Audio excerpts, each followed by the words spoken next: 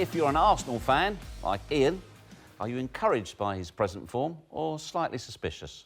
I wouldn't say I'm suspicious. I was like I mentioned, the cynics will say that he's hit form at the right time for him, running down a contract, linked with other clubs. Like I say, he's on a free.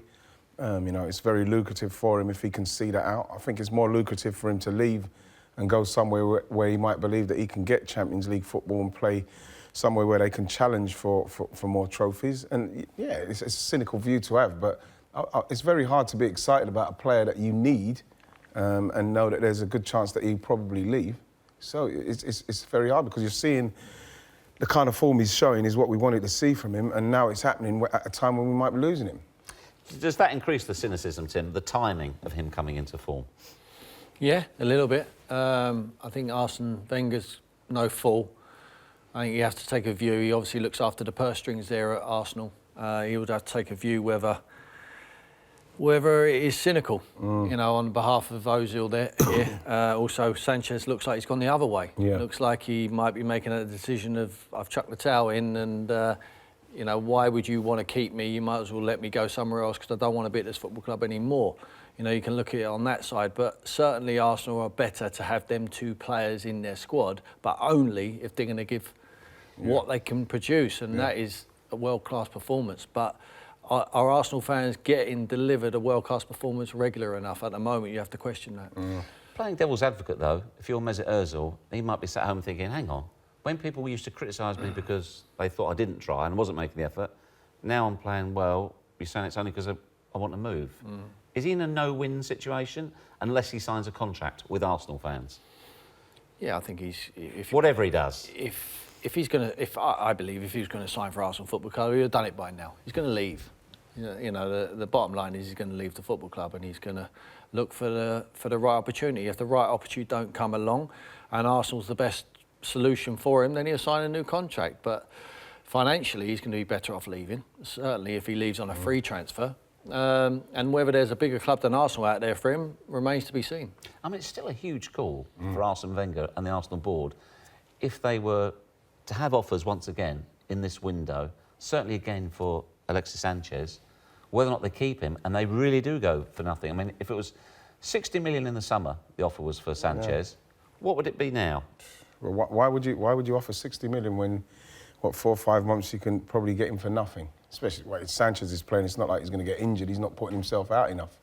You have to say with Ozil, he is actually now putting in a shift, and we saw that brilliant goal. But I think it's terrible business from Arsenal, a club that is being accused of being a business. To let two players like that run their contracts down, talking about Sanchez on top form is easy, £100 million player. Ozil on top forms, 70s, 80s. And Arsenal letting that slip through their fingers. It's disgusting business from the management side of Arsenal. And it's getting to a point where you can get to January and what if you're going to sell them for 25 million each? You might as well take it nothing. You might as well go for nothing. Really? Rather than why are you going to sell players like that for 25 million? It's like people laughing at you. Especially if Man City could do 25 million pounds right. You find it in the car seat or something, for crying out loud. And you're going to get Ozil? You're going to get Sanchez for that kind of money? For it to get to this point where they can be offered that kind of money, because why would you pay 60, 70 million when they're going to go free in a couple of months' time? It's not only that, right? You're going to lose two world-class players. Yeah. How much is it going to cost them to replace them? You can go on a cheap option, but it takes longer. You can get a kid who's developing and put him in your team, and yes, he can be worth 50, 60, 100 million in time. But to get someone who is guaranteed to do that job, it's probably going to cost you 50, 70, 80 million plus straight away. And there's still no guarantee, because you have to come, probably a foreign lad who's going to come over. Will he settle in the Premier League? Many do, many don't. The other thing as well, do you think the Arsenal board or Arsene Wenger should look at them as a pair right now in terms of, because of their contract situation? Or do you say, actually, Mesut Ozil is playing well now, so we'll let that one run down, but it's not happening for Sanchez.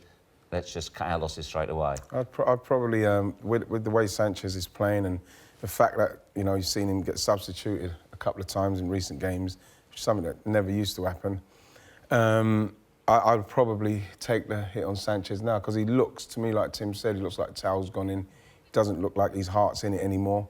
And that's the one thing I will say about Mesut is wherever he's playing for, if he is playing to move, or at least he's putting in a shift for the team and helping to win points. But Sanchez, for me, if I could, in January, whatever money you can recruit, you might as well and just get him out, because he just looks like he's not interested. I mean, it's absolutely staggering if potentially they run down their contracts.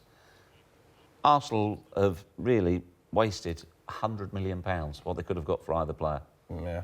Well, are Arsenal the size of club where 100 million is not important? No, of course not. I don't think any club would even if you've got... Some can absorb it more than others. Of course they can, but it's £100 million. It's still the spreadsheet at the end of the day. That's £100 million off of your profit or whatever it is, off of the business. No one can afford that. It's bad business. It's bad business. It's different if they're doing a job what's keeping them in the Champions League, Yeah. but we're talking about a team that's not in the Champions League for the first time since the Premier League was there.